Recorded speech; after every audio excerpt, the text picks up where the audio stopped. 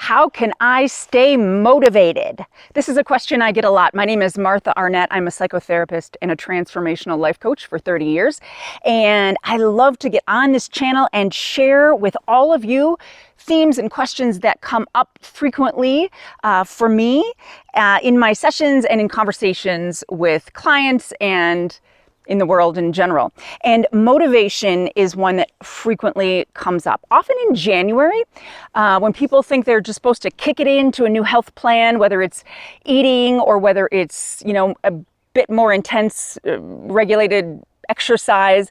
And to that particular time of year, I say, you know what, really, the winter months are a time, if we're animals, right? If we are in sync with nature, with animals are resting, trees, nature is resting, everything is quietly preparing to come back to vibrancy and aliveness in the spring. And so when we try to push through in January to do things that aren't quite in flow with nature, we're going to feel resistance usually. We can keep it up for, that's why the gyms are packed in January, and then by March, everybody's sort of tapered off.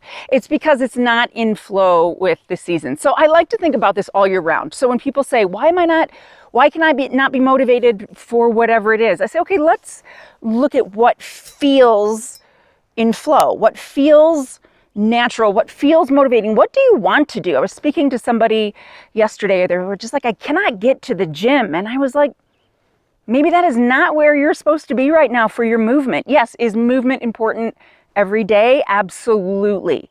But our life is in chapters and seasons, and we have to pay attention. We can't keep expecting ourselves to keep doing the same thing over and over and enjoying it and being motivated about it, or eating the same exact food every meal, right? So this is where intuition and really listening to yourself comes in.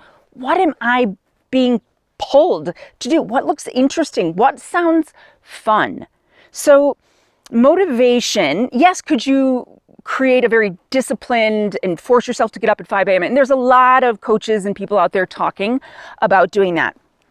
And that, I think that works for a time period. And then if you really truly want to set yourself up for ongoing success in life, you have to pay attention to how you feel inside, and then you need to honor that desire, those desires. Now, if you were telling me your desire is to sit on the couch every day, I would want to explore that with you, because I in all the 30 years I've worked with, all the people I've worked with, that is never fully satisfying for your body, for your mind, for your energy body, for your spiritual body, for any of that. So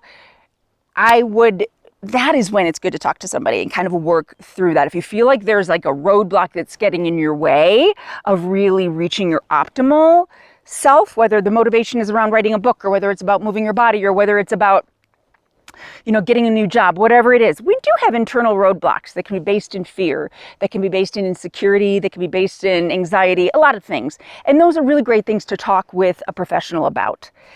And I also want to say, begin to pay attention inside.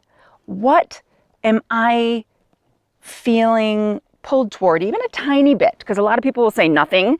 And I'll say, okay, but even the tiniest bit, am I being pulled toward? You do that when you think about, what do I want to order something at a restaurant? Do I want the fish? Do I want chicken? Do I want a salad? Do I want the vegetable, right? And then that slight leaning, this is what, when we listen to our intuition, we listen to our internal calling, even if it's tiny, even if it's just a tiny, moving the needle tiny bit, beginning to honor that each time. That is how we can create a beautiful foundation of what feels like motivation. Staying motivated is because you're honoring your internal nudges, your internal calling. And if you need to talk to a professional, reach out to me. There's lots of wonderful therapists out in the world, coaches out in the world that would love to help you move through some of those roadblocks. All right, take good care. Thank you so much for joining me, and lots of blessings on your journey.